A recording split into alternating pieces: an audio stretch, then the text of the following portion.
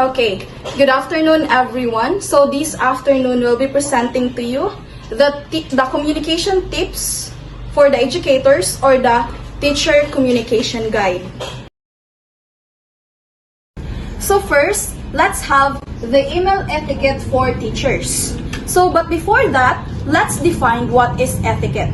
So etiquette is a proper way of behaving or communicating with someone respectfully in professionally and in formal setting.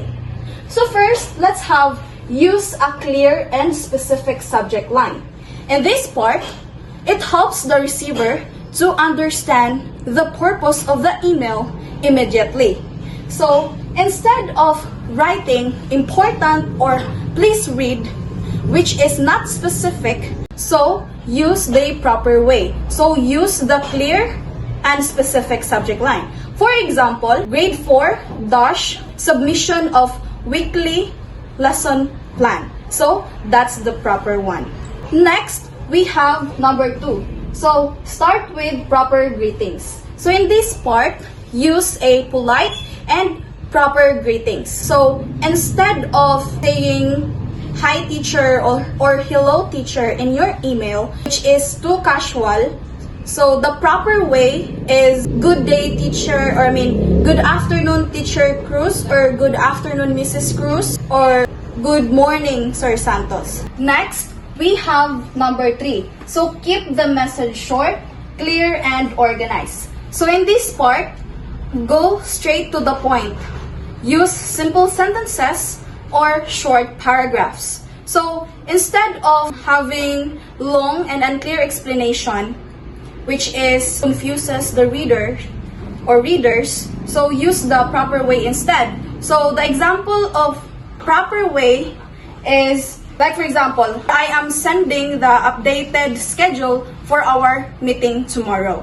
So next we have number 4. Maintain a professional tone. So in this part, avoid using slang words and emotional expression. So next we have number 5. Number 5, use proper grammar, spelling, and punctuation. So in this part, check your email for mistakes before sending. So instead of writing, please see attached file thanks with the spelling of things TNX, which is very informal. So use the proper way instead. So the proper example is please see the attached file, then thank you. Okay, so let's proceed to number 6, which is attach files correctly and label them clearly, which means use clear, organized file names. So next is be respectful of time. So instead sending non-urgent emails late at night, which sounds like negative instruction, use a positive and professional guidelines. Number 8, include recipients thoughtfully, which means use CC and BCC only when necessary. So instead adding people who are not involved, use add people who are involved. Next is protect students and school information, which is avoid sharing confidential information through personal accounts. Lastly, end with a polite closing, which means finish with a respectful closing and your complete details. Use proper closing like thank you, respectfully, Mr. De La Cruz, Grade 5 Advisor. As teachers or the future educators, working closely together with parents helps us support each child better. So now, I will explain each strategy simply and clearly with examples to show why it matters. First one is be warm and respectful.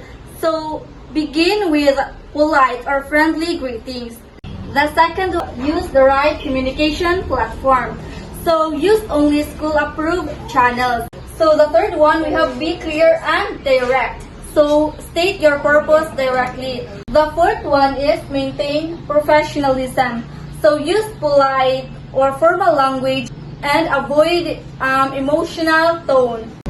The fifth one is focus on facts, not emotions. Okay, so share objective information, not personal judgments. Now let's proceed to number 6, which is use positive and supportive language, meaning encourage teamwork and offer help. Number 7 is listen and show understanding. So we should let parents speak and respond with empathy. And then number 8 is be sensitive and culturally aware. So we should use simple language and respect differences. And number 9 is keep information confidential, meaning the teacher should discuss students' issues privately. And the last one would be end with clear next steps and appreciation, meaning to give the action plan and express gratitude. Okay, let's proceed to our next topic, handling professional meetings. The first one is come prepared. Know the agenda and bring needed documents. And the second one, start on time and set expectation. Begin promptly and clarify meeting goals.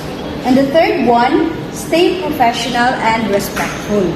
Use polite language, avoid side conversations. And the fourth one, stick to the agenda. Focus to the topic. And the fifth one, encourage participation. Allow everyone to speak and share insights or opinions. Now, let's proceed to number 6. Manage time wisely. So, give equal time to each item. Number 7, take clear notes. So, record important points. Number 8, summarize before ending. So, repeat all the important details. And number 9, maintain confidentiality.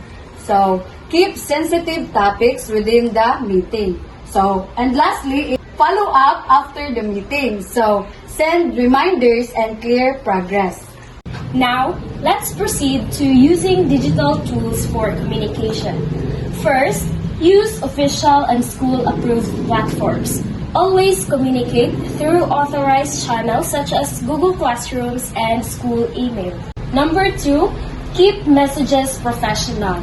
Write proper tone, grammar, and courtesy.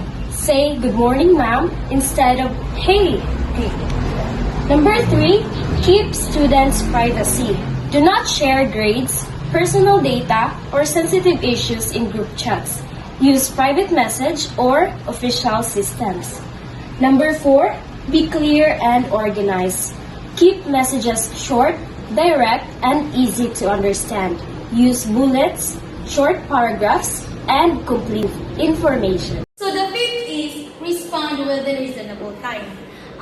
Aim to reply within 24 to 48 hours. Avoid messaging outside school hours unless urgent. And the sixth is check before sending. Always proofread, verify attachment, and confirm links before clicking send. And the seventh is use proper file names. Label documents clearly so parents and students can understand the purpose. For example, grade 3 announcement meeting PDF. So now, let's proceed to number 8. Manage group chats properly. So avoid necessary messages. Keep discussion focused on school matters only. And then number 9, set boundaries while staying accessible. Let parents and students know your available hours. Promote healthy and digital boundaries. And then the last one is keep records of important messages. Save copies of important messages, announcements, and conversations for documentation. Alright, so those are the tips from the 4 teacher communication guide, which are the email etiquette for teachers, communicating with parents, handling professional meetings, and using digital tools for communication. Always remember, be